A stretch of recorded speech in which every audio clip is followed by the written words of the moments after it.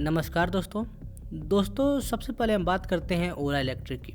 तो दोस्तों इसमें भावेश अग्रवाल लगातार 3 दिन से अपने स्टेक को सेल ऑफ करते जा रहे हैं। अब ऐसी स्थिति में सेल ऑफ करना एक बहुत बड़ा नेगेटिव साइन होता है कि आपका शेयर दिन पर दिन डाउन जा रहा है और आप अपने जो स्टेक है उसको आप सेल कर रहे हैं। और ये कहीं ना कहीं मार्केट में एक इनडायरेक्ट मैसेज जाता है कि जो ओला के प्रमोटर है उनको खुद अपनी कंपनी पर ट्रस्ट नहीं है।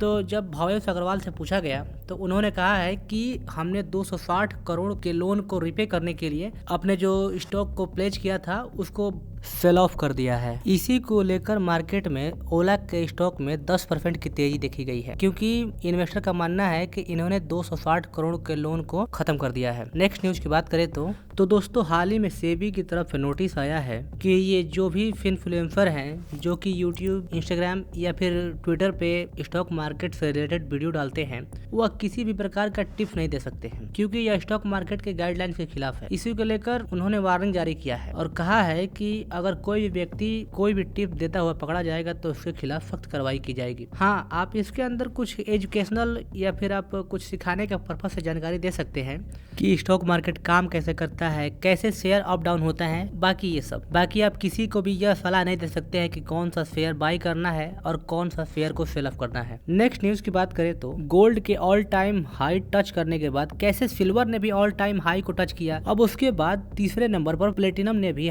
ऑल टाइम हाई को लगभग टच कर दिया है।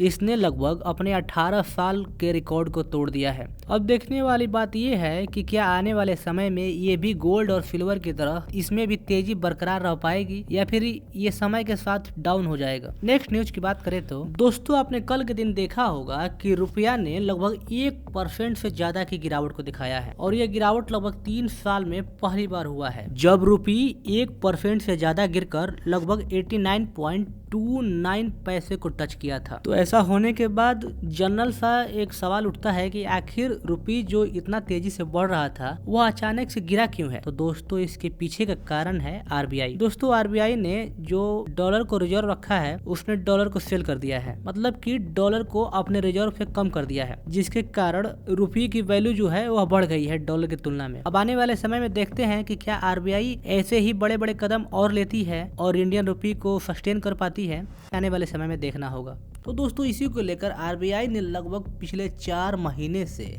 इसी डेप्रिसिएशन को बचाने के लिए लगभग 30 बिलियन डॉलर को खर्च कर दिया है और 30 बिलियन डॉलर खर्च करने के बाद भी आज के समय में रुपये लगभग 90 के आसपास है। तो सोचो कि अगर इतना आरबीआई अगर एफर्ट नहीं करती तो रुपये कहाँ होता। आने वाले कुछ समय में कुछ कहा नहीं जा सकता है, लेकिन फ्राइडे के दिन लगभग रुपये में 1% का स्पाइक देखा गया है। नेक्स्ट न्यूज की बात करें तो आपने देखा होगा कि कल के दिन इन्फोसिस जैसी बड़ी कंपनी अमेरिका के शेयर मार्केट में लगभग 40 से 50% तक अपसाइड गया और फिर ऊपर से लगभग 30% तक डाउन आ गया। तो दोस्तों इसी को लेकर बहुत सारे लोग परेशान थे कि आखिर ऐसा क्या हुआ है कंपनी में। तो दोस्तों इसी को लेकर एक न्यूज़ आई है कि बताया जा रहा है कि कोई अमेरिकन मार्केट में कोई ग्लिच हुआ था जिसके कारण ऐसा स्वैप हो रहा था। और जब कंपनी से पूछा गया तो इन्फोसिस ने कहा है कि किसी भी प्रकार का हिडन न्यूज़ या फिर कोई भी मटेरियल न्यूज़ नहीं है जो कि स्टॉक प्राइस को इतना हाई कर सकती है। दोस्तों अगर हम बात करें जियो हॉटस्टार की